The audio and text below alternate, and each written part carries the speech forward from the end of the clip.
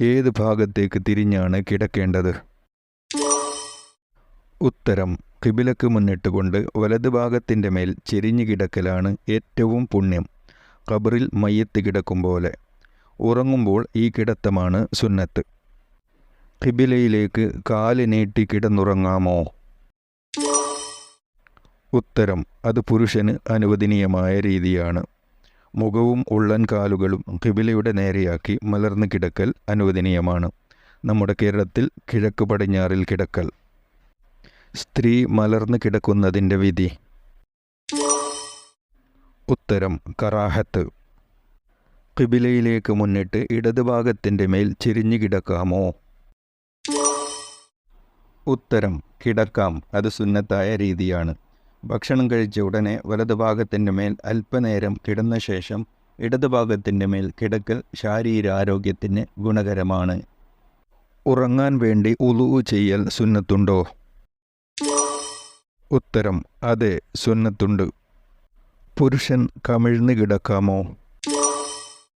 ഉത്തരം: കമിഴ്ന്ന് കിടന്നുറങ്ങൽ കറാഹത്താണ്, അത് പിശാചിൻ്റെ ഉറക്കമാണ്. ഉറങ്ങാൻ കിടക്കുമ്പോൾ പാലിക്കേണ്ട മര്യാദകൾ എന്തൊക്കെയാണ്?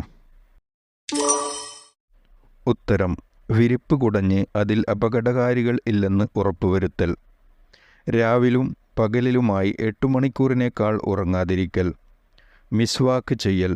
സുബഹിക്ക് മുമ്പ് ഉണരണം എന്ന കരുത്തോടെ ഉറങ്ങൽ എന്നിവ ശ്രദ്ധിക്കേണ്ട മര്യാദകളിൽപ്പെട്ടതാണ്. ഉറങ്ങും മുമ്പ് ആയത്തുൽ കുർസി ഓതൽ സുന്നത്തുണ്ടോ?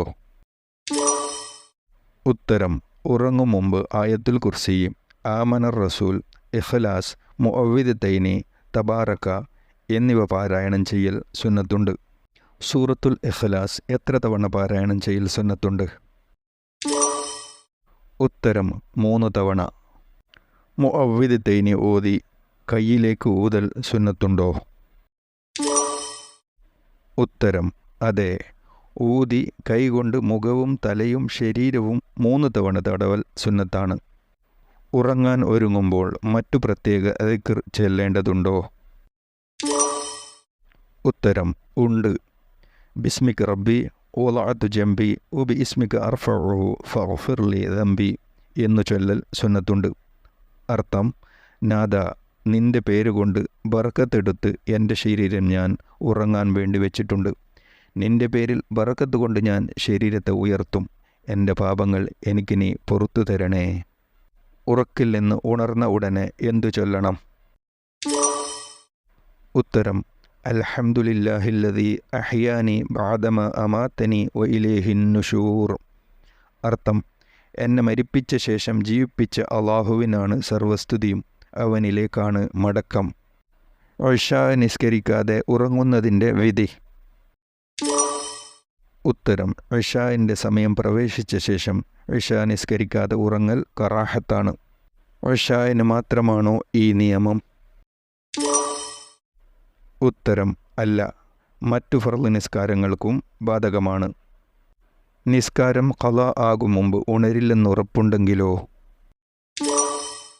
ഉത്തരം: അപ്പോൾ ഹറാമാകും.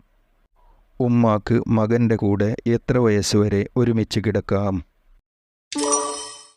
ഉത്തരം: 10 വയസ്സുവരെ അനുവദനീയമാണ്. ഇതേ നിയമമാണ് ഉപ്പയുടെയും മകളുടെയും സഹോദരിമാരുടെയും ഇടയിലുള്ളത്. 10 വയസ്സിന് ശേഷം ഒരുമിച്ച് കിടക്കൽ ഹറാമാണ്. നിസ്കരിക്കാതെ ഉറങ്ങുന്നവനെ വിളിച്ചുണർത്തുന്നതിൻ്റെ വിധി. ഉത്തരം: അടിസ്ഥാന വിധി സുന്നത്താണ്.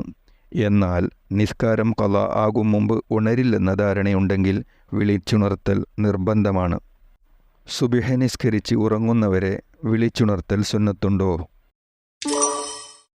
ഉത്തരം: സുബഹിക്ക് ശേഷം സൂര്യൻ ഉദിക്കും മുമ്പ് ഉറങ്ങുന്നവരെ വിളിച്ചുണർത്തൽ സുന്നത്തുണ്ട്.